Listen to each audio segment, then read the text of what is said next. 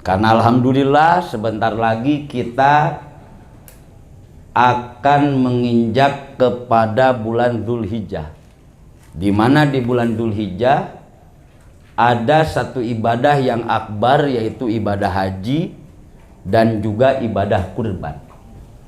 Berbicara haji itu terlalu panjang. Kalau disampaikan pada malam hari ini mungkin sampai subuh nggak akan kelar. Jadi kita ambil yang kurbannya saja. Apa itu ibadah kurban? Kurban itu diambil dari kata koroba. Koroba yakribu kurbanan. Koroba artinya dekat. Jadi artinya kurban adalah mendekatkan diri kepada Allah dengan cara menyembelih hewan kurban. Ustadz, mendekatkan dirinya dari mana? Kita kan cuma membeli kambing, membeli sapi, dipotong, lalu mendekatkan dirinya dari mana? Arah mana? Pertanyaannya, kalau misalkan Bapak di tanggal 9 atau yang sering kita sebut hari Arafah, kita mempunyai uang 5 juta. Misalkan kita bisnis, dapat untung 5 juta pas tanggal 9 atau yang sering kita sebut hari motong, menjelang malam takbiran. Kita dapat uang 5 juta. Di satu sisi, istri baru ngomong, kata istri, Pak, kalau dapat duit, Mama pengen ganti HP. Ya minimal pala Oppo 3 juta. Maka pada malam takbir dengan uang 5 juta, istri minta beli HP, tapi besok ada ibadah yang setahun sekali dilaksanakan, yaitu menyembelih hewan kurban. Tidak kurang dan tidak lebih, harganya misalkan 3.500.000 atau 4 juta harga kambing. Pertanyaannya, uang 5 juta, apa beli HP, apa beli kambing? HP kambing. Pasti yang terlintas di benak semua orang adalah bagaimana caranya mengamankan istri, maka yang dibeli adalah HP. Benar? Benar? Benar gak? Pasti. Kenapa? Kalau kita beli kambing, HP-nya nggak dibeli, istri manyun. Benar? Tapi kalau diterima oleh orang yang beriman, maka dia akan berpikir, okelah istri marah kalau kita nggak belikan HP, tapi bagaimana kalau kita tidak membeli kambing? Maka yang marah adalah Rasulullah.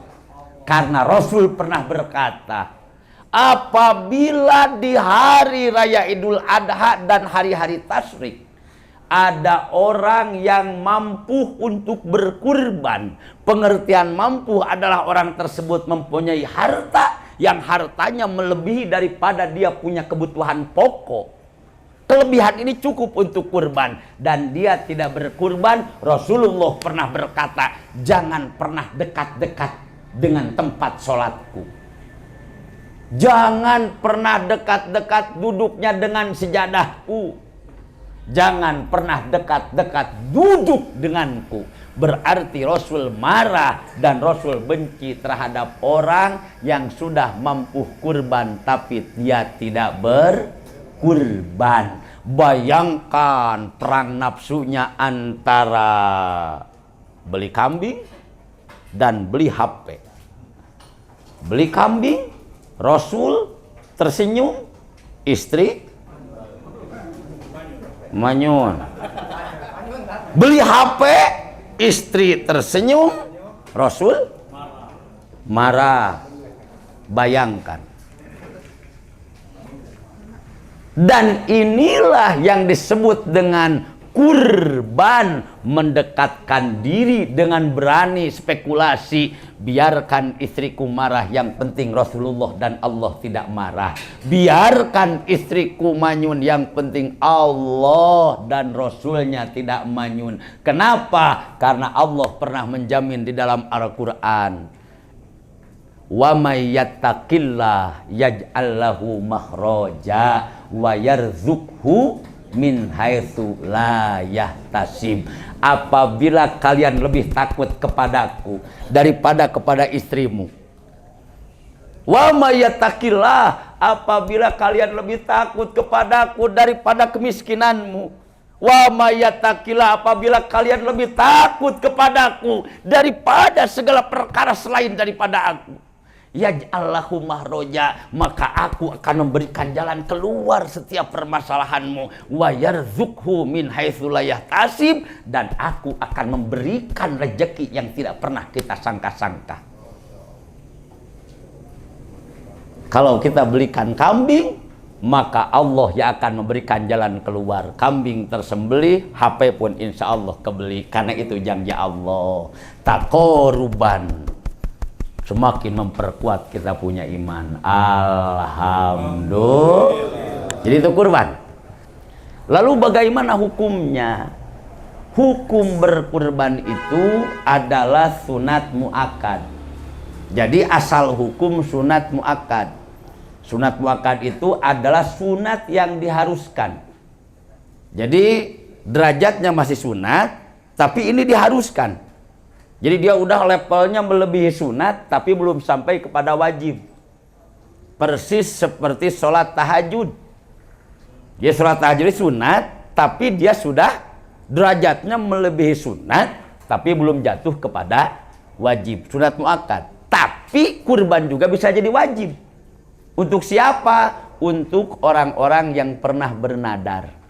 Misalkan kita punya kambing, begitu kita elus, kita tuntun, ada orang nanya, Pak itu kambing, ngapain dipelihara? Oh ini mau buat kurban tahun ini. Maka kurban dengan kambing itu hukumnya wajib.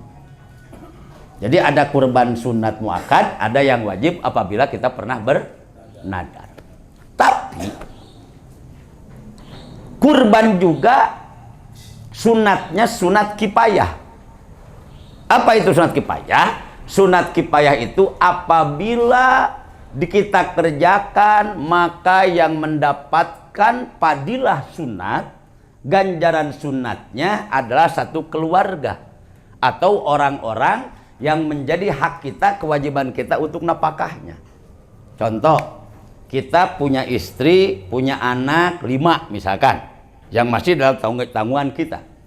Kita menyembelih 1 ekor kambing. Terserah atas nama siapa, misalkan oh ini saya kurban atas nama istri.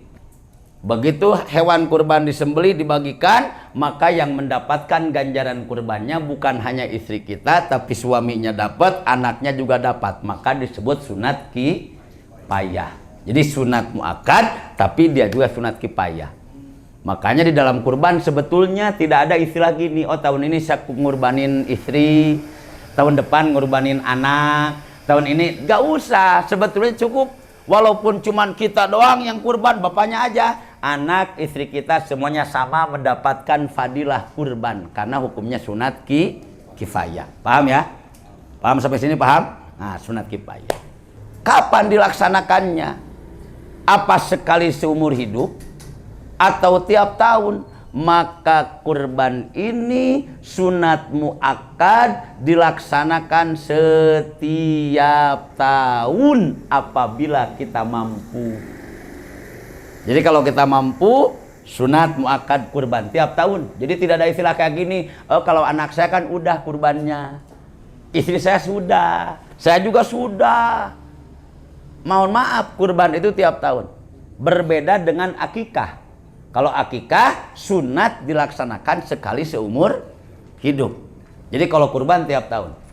Jadi tiap tahun kita kurban, tiap tahun kita kurban. Dan hati-hati untuk orang-orang yang sudah masuk kategori orang mampu. Artinya mampu Di hari Idul Adha, hari Tasrek yang 3 hari, orang tersebut mempunyai uang yang lebih, harta yang lebih daripada kebutuhan pokoknya. Hati-hati, jangan sampai ada 1 tahun kita tidak kurban. Jangan sampai ada 1 tahun kita tidak kurban. Kenapa? Rasul yang marah. Hadisnya jelas sahih, Rasul mengatakan jangan dekat-dekat dengan tempat dudukku. Untuk orang yang mampu kurban tapi dia tidak berkurban. Saya tanya pada semua hadirin, kalau misalkan nanti kita sudah meninggal, di akhirat nanti, inginkah kita dekat dengan Rasulullah di surganya?